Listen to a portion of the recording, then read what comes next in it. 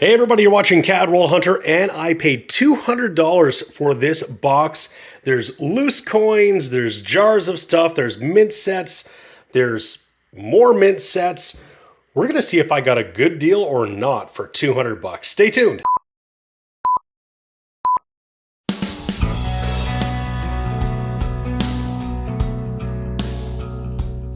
Hey everybody, this is James and you're watching my channel Cadwell Hunter, and yes, I did it again. I went into my local antique shop, I talked to Tim, I said, do you have any coins? And he brought out this banker's box just full of stuff. I got a quick look at it, I asked him how much he wanted for it, and he asked for $200, and that's what I gave him. And there's lots of cool looking stuff in here from what I can tell. We're gonna see if I got a good deal. Particularly, I think what we'll do for fun this time, we're going to count up how much is in here in face value and how much I think everything is worth, sort of at a retail level, and see if I got a good deal one way or the other. I paid $200, and what I'm going to do is just going to empty this stuff out of the box, get it on the desk here, and we'll go through it a bit at a time, and we'll see what we have. Some of the loose stuff that's in the bottom there, we're going to have to count that stuff up. But we'll try to see if I got a good deal on my $200. One thing we can see on this box, it says sorted December 18. And the way this is written looks like December of 2018. I don't imagine it's December 18 of last year. In any case, it looks like it's probably been sitting here for a long time. And sorted might mean that anything that might have been determinative value, that is like silver, might have already been taken. So how long this sat somewhere before Tim came across it, we'll never know. And what might have been in here before I got to it, we might never know. But we can still have fun going through what is in here now and seeing if there's a hidden gem in here. Well, to get us started, at the very bottom of that box, loose, were these $1 coins. These are all nickel. They're not silver, although we still refer to them as silver dollars. Interestingly, 20 of them are 1978, and they're all in beautiful condition. They are in a high mint state, uncirculated, $1978, and then one lone, 1974. It's not nearly in as good condition. This one looks to have some handling marks, circulation wear, if you want to call it that. But I suspect that these were all in a roll. I imagine that these dollar coins were all in a roll, 22 a roll. So I don't know where the wrapper went. We don't have it. But it looks like we've got all of these. So we're going to count $21 in face value. But these $1978 coins in this condition, I think could easily fetch a couple bucks a piece because they are all in beautiful condition. There is a double die that we can look for on here, but I think it's only in the specimen coins, what we would call like a proof-like set. And I don't see that here. So anyway, a couple bucks each for those, $1 at least face value. That's not a bad start anyway. Well, next up we got this big bag of foreign coins here. I can't really give this a face value. There's no real Canadian stuff in here that I could spend or send to the bank if it wasn't anything. It looks like we've got some European, a lot of UK. We've got some maybe Caribbean stuff in here. So I'm not going to give this a value, and I don't think there's any real numismatic value to all this. It all looks just like circulated, contemporary coinage. So we'll just say that's going to be a fun thing for me to go through sometime. Doesn't look like there's any silver or anything like that in here, but might be a fun hunt for another day. Okay, next up we got a whole bunch of mint sets, uncirculated sets. We've got a bunch in their original envelopes. There's an older style Royal Canadian Mint, and some of these plain ones, and then some that don't have their envelopes anymore but are in these protective pouches, which is actually pretty neat. They're actually designed and built exactly for these. You can see that it goes in this. It's all sort of sealed up and it's holding them in place there. That's actually really neat. This one says 1972 to 82 with 1977 missing. Now there aren't any years in here that are necessarily scarce, though there might be a variety or two to look for. I'll look and see if this is exactly what it says. And then we've got a few here, just says 71 there. These ones say 68. What we want to be sure about is there any silver? Because 1968 had both silver and nickel, and that looks like the nickel 1968. We can always check that with the magnet. Absolutely. So beautiful uncirculated set here. It's not going to be silver. We'll just check the second one too. And I bet you it's going to be the same thing. I think anybody might have taken silver out of here, and that's going to be nickel as well. So that's all right. And then these ones here, we got 69, 68, also nickel. Oh, we got a beautiful 1970, Manitoba. And we got the 71, that's British Columbia. That's the nickel dollar there. And these are all pretty beautiful here. And I'm going to show you this one here that kind of caught my eye. I'm going to flip it over, and we're going to look at that nickel. And it's got a beautiful cameo finish on there, like that frosted appearance. So before the Royal Canadian Mint started making actual proof coins, some of the earliest coins from the die would have that beautiful finish. And as the die would continue to be worked, subsequent coins would look more and more normal, like this quarter right there that doesn't have that cameo look about it. So, all right, I'm going to count all these up, and we'll come back with a tally both for face value and numismatic value. So we had a 1973 uncirculated set in here, and I'm not actually sure if I have a 1973, and it features that Mountie quarter. And of course I had to flip it over to see, is it going to be the large bust? And I don't know if there was one or the other in these sets, but what we've got here is the small bust. I'll put it under the scope. We'll take a peek here. Now, I know this is something I show pretty regularly on the channel here, but we've got lots of detail in the hair, and these beads are far away from the rim. That is the common small bust. The large bust would feature the same features as the 1972, where the bust is larger and has less detail in the hair, and the beads are different. And I've got a 1972 large bust we can take a look at here. You can see the difference. See how there's very little detail in the hair, and these beads are right up alongside the rim. If you saw this on the 1973, you'd have a winner. But we don't here, but is a beautiful uncirculated set. So we ended up with 18 of these sets, and we got a pretty good run of dates, although this label was a little bit off in that the 77 is missing, but the 78 is also missing. But we have 68, 68, 68, 69, 70, 71, 72, 73, 74, 75, 76. We skip 77 and 78. We got 79, 80, a couple of 81s, a third 81, and then a 1982. So pretty awesome. Each of these is $1.91 in face value. Of course, that's easy to count up. We got $1, 50 cents, $1.75, 85, 91. So we'll add that total to our face value. But in terms of the numismatic value of these, I see them listed on eBay as sold, and honestly, the prices are all over the board. Some go for as little as $6 or $7. Some go for as much as $25. It really just depends on, I guess, who was looking and who clicked on what and what they paid. In any case, I'm going to give a value of about $8 for each. Even the listings that sell for $6 or $7, people are also paying a bunch in shipping. And of course, I didn't have to do that. So we'll say $8 each. That is pretty awesome.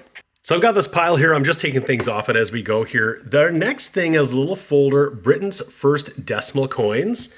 This is commemorating the move to the decimal system. So for those of you who didn't know, prior to 1971, the British pound was divided into 240 pennies. And then, of course, you had all sorts of different denominations, 3 pence, 6 pence, farthings. You had, oh goodness, half pennies, like all manner of things. It's actually been very confusing for a lot of people. This is really cool, but at the same time, it's also really unfortunate because I think what we've got here on these coins is PVC damage.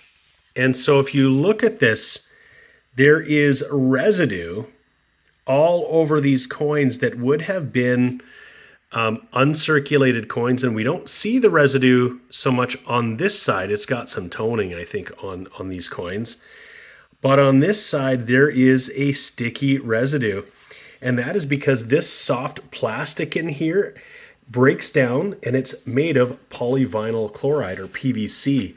And that residue can get on the surface of coins. It can actually damage coins. I think that there are some methods you can use to try and restore these coins and get the PVC residue off, but it might very well have damaged. But no face value, and I don't think in this condition there's really much in the way of collectible value. It's got maybe a bit of a cool factor to it, being that it is, almost 50 some years old. But so I'll put that over here as a cool find, but I'm not going to assign any real value to that. We'll take a peek at this next guy here, though. I don't see a year listed on it, so we're going to have to get it out of here to find out. So what we have here is a Royal Canadian Mint set here. This is 1988. This was known as the Specimen Set. So these were the best strikes and what we would now call the proof-like finish. The specimen finish that we refer to in more modern Canadian coins have more of a matte or a lined field where the devices are very shiny like they are on here. But this was known as the Specimen Set, and it contains one of each denomination. And these are beautiful coins, and they don't really carry a tremendous premium. We've got the certificate of authenticity, or the specifications here, I suppose, technically speaking, about what's in here. I'm going to give this just a value of about $15. It doesn't really carry a huge premium. And again, the list prices on eBay are all over the map, and many of them include $20, $30 worth of shipping, but we'll say $15. And I have a bunch of these. I don't know if I have this year, but add that to my collection. That's pretty cool too. Now here's something we've seen before. This is a Canada 125, a 125th anniversary of Confederation set. This is not a Royal Canadian Mint product.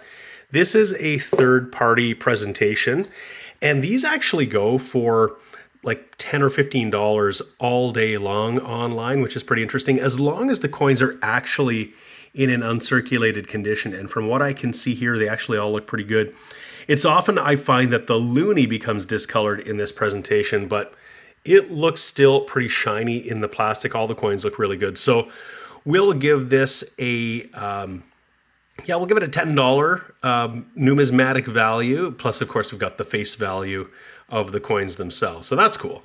And we also got 3 of these Millennium Coin Sets from 1999. It's all of the commemorative quarters. It also includes this special Millennium medallion on here that's not actually a quarter. And these are going for about, I'm going to say $15 online right now. Now, we have 2 with the original packaging with the box, and then 1 that doesn't have the box. So I think I'm going to say $10 for one and $15 each for the other one. But I want you to take a look at this. Here's the sales tag here from Home Hardware, $24.99. So just consider paying $25 for this plus tax in 1999, so 26 years ago, and then consider inflation, basically what you were paying the equivalent in today's dollars versus what they're worth right now. They may not have been a terribly great investment. If you can get them, closer to face value, you're doing much better. So always happy to add more of these to my collection. I've got a bunch of these, and I might have to start thinking about what to do with all of the extras, because I probably don't need 10 of these. That's a problem for another day. Now, this is actually pretty cool. There are 2,000 uncirculated coin sets, tiny treasures, and they look identical. And if I open them up, they both include the same kind of paperwork here. This is a presentation case that would allow you to sort of flip it up like this. But there is one difference, and I can't find anything in the packaging of the printing, and the specifications themselves are written down here. They're identical, but the coins themselves in these 2 sets are different. There's one important distinction, and that is that if I look at this one here, you'll see the obverse with the queen. There is no mint mark on here. So that's a familiar design. If I flip over this one, what you'll see is that there is a small little W next to the Queen. These were minted in Winnipeg, and there were just a much more limited number of these 2,000 coins minted with the W mint mark. They were only in these sets, whereas the, well, in fact, many of these were not minted for circulation, like the quarter for sure and the loonie. But they're easier to come by without the mint mark. So in any case, I'm going to say that for the non-mint mark variety, probably about $20 value, and there's $3.91 in face value. And I'm going to give it just a slight premium for the 2000 W one. And I'm going to say that this one is, let's say, just $25. It's very common that people pull these out of sets and sell them individually because they're harder to come by for collectors who aren't going to find them coin roll hunting or otherwise. So that's pretty cool as well. We got two different 2000 uncirculated sets. Next up, we have a couple of 1999 specimen sets. One of them has the box, the other one doesn't, but not unlike our 2000s, these are both different. Two different specimen sets, and these have the true specimen finish. And I quite like the presentation here in this sort of leatherette little binder presentation. Really, really cool. We'll take a look at this one here. If we open it up, you'll see, I'll try to see if I can get the angle. You can see the reflection of my phone on there, but what's happening is that the field has that textured look about it, while the devices are very shiny. And you'll see that across all of the denominations. If I can get the angle and the lighting correct here, it's pretty hard to see. They're not like your uncirculated coins. What's different about these two sets is that this one has the polar bear tuning. And when I open up this next one, you'll see that this is different because this one has the 1999 Nunavut commemorative in the specimen finish.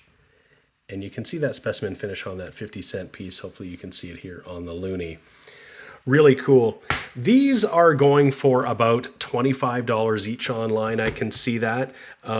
Sometimes with the packaging and sometimes without. Not everybody kept the boxes, so I'm not going to count a difference there between the two of them. But like I said, if you're trying to order them online, in some cases you're paying $15, $20 shipping, and it's going to really increase your price. So what I'm going by is what you might pay for it if you were to go to a local coin shop, if they have it in stock, of course. Next, we've got a few of these Canada Post Millennium sets. They include stamps. They have this Millennium token that is the same specs as the quarter. We've seen these before. I have a whole bunch of these actually. And so if you're sensing a theme here, we've got a lot of things from the Millennium in this particular collection. So these are not technically numismatic items, but I very commonly find them in with coin collections. I guess they're very interesting for collectors. So these sell, between $7, $8, $10 online. I'm going to say $7 each for these. They're pretty common. And I don't know, what the market is like. They do sell, obviously, and some of them are listed for $30. I've even seen one that sold for $30 plus shipping. It's kind of crazy. We're just going to say $7 each for them. And they include some really beautiful stamps and some other stuff here. I love the Millennium token. This one obviously has a little piece of plastic on it. The other ones didn't have that. This is actually the first time I've seen that. So I don't know if somebody added that or if this is what they all came with and somebody's removed them. I don't really know. Okay, we just got a few more things to look at and some loose stuff too. So we've got another Royal Canadian Mint product here. This is a proof coin. This is the first year loonie, 1987. This is pure nickel electroplated with bronze. We can see that here on the specifications card. And we've got all of the original packaging. So this one's an interesting one because I see these selling all the time online and it might be $5 or $6, but not in the packaging. And they might have come from other sets. In this packaging, this seems to go for about $16 or more. So we'll say $16. It's quite a nice little package here, a little velvet or velour or whatever you want to call that. So that's really cool. And a couple more odds and ends. This is a pretty hefty medallion. This is 50 grams. And unfortunately, it's got some discoloration on the other side. So no face value, and I don't know what kind of numismatic value to assign this, so we'll just leave that as an interesting thing. Same with this one here. This is a Northern Ontario dollar from 1980. And it says Ontario North now, and then it shows Ontario Place 1980. Again, interesting. I don't think it's got any significant value for me though, but cool. And here's a little something, a vintage Bank of Montreal envelope. My bank to 3 million Canadians, B of M. You will enjoy banking at the Bank of Montreal. This is just full of loose coins. I'm going to just dump them out because I don't know what's in here. And it looks to be just common circulated coins. And I can see like this 1968. And this is going to be nickel. You can tell by the look of it. It almost looks like it might be a BU coin, but it's definitely got the ring of death all over the front of this. I'll sort this out and I'll look and see if there's anything that is in fact in a BU shape. This might just be returns to the bank. So very curious. This was $10.15 in face value in quarters and dimes. All the quarters were either 1968 over here or 1969, just a few of them. But many of them had the ring of death. All these ones here are damaged to some degree, which is very odd.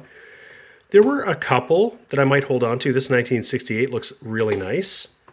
This 1969 here looks really nice. I think I'll hold on to those, but really the rest are just going to go back. And in the dimes, we had 68, 69. Again, no silver at all. No silver in there, but all nickel. 68, 69, no large date 69. And then just some circulated 71, 72, 73, 74. As you can see, the scratches on them, the circulation marks. So really can't count anything of numismatic value beyond face value here. Just a couple that I might hold on to. And otherwise, nothing really special or interesting in that little lot. And this is the very last thing, and I haven't been keeping a tally. So when I'm editing, I'm going to have it on screen. You'll be able to see how close we are to either making our money back either with the numismatic value, and it doesn't look like we're going to hit anywhere close to $200 in face value. I can see that. But this just says American pennies, and that is what it appears to be. I don't off the top see any wheat cents. I do see some shiny cents that could be copper. I'm just going to do a quick sort and see if there is anything old in here. If there was a key date, that would be awesome. But I'll sort this all out. I'll at least get a count on the face value, and then we'll see if there are any key dates or anything nicer worth keeping. Well, just starting the sort, got our first wheat penny. It's not all that old. It's a 1957 Philadelphia, but I'll set that aside for sure. Just found a handful of wheat cents in here, but this is the oldest so far, 1930. Okay, I've sorted out all of those pennies, and there were 414 of them, so $4.14 we can add to our face value. And most of them were copper cents in the 1970s and some in the 60s and some in the 80s. And very few zinc cents. And these are some of the nicest cents that were here. There's 79, 80, P and D, 82. These are copper small date, copper large date, and 82D. They're both zinc. They have some red to them, but they actually have lots of copper plating blisters, which gives it away. I didn't even have to weigh them. Got a whole bunch of 1983s that are really shiny. I don't need to keep all those, so I'm just going to hold on to a handful of the absolute best. Nice 83D. And then we got, what is that? That's a 91 and a 92D. A little stack of Canadians that got mixed up in the American cents. And we got a total of 17 wheat cents. We got 51D, 52D, 53 PND. We got 56D, 57 PND, and into the 40s, 1941, 42P, and San Francisco, 45P, 46P and D, and a 47D. And then our oldest you saw earlier, that 1930. All right, well, we'll kind of take stock of what we ended up getting. Did we hit the $200 mark? Like I said, in the editing, I'm going to find out how we ended up doing. I might just have to do that before I give the wrap up. Okay, so I did take a look and started to edit so I could see what was going on. And it looks like we cracked $400 in numismatic value and almost had $100 in face value. So even if we think I might have inflated or been a little too generous on the valuations of all the stuff that we got here, I think it's pretty clear I got a pretty good deal. I got well more in value than the $200 I spent. In fact, you can't go wrong at 2 times face for mint sets and numismatic items. That's actually just crazy. It's beyond crazy. So I think I did really, really well. I'd love to know what you thought. Which of these things here would be your favorite purchase? What do you think was the best deal of all the stuff that you saw here? What is the kind of thing that you might have been interested in buying if you were to see a lot like this?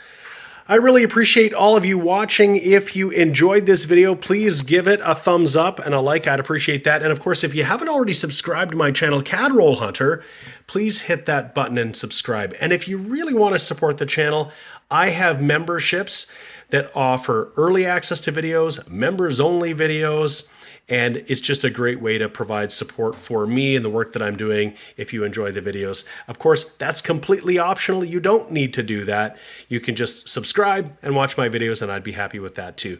Thank you so much for watching. I really appreciate it. I always appreciate it. Until next time, thank you so much. We'll see you then. The sponsors of today's video are Lighthouse Canada and the Charlton Press. Lighthouse Canada is the leading supplier of high-quality numismatic supplies in Canada, and the Charlton Press is the leading publisher of coin and paper money catalogs and price guides for Canadian collectors. Go check out their online stores today and use the exclusive discount code CRH20 for 20% off all your purchases.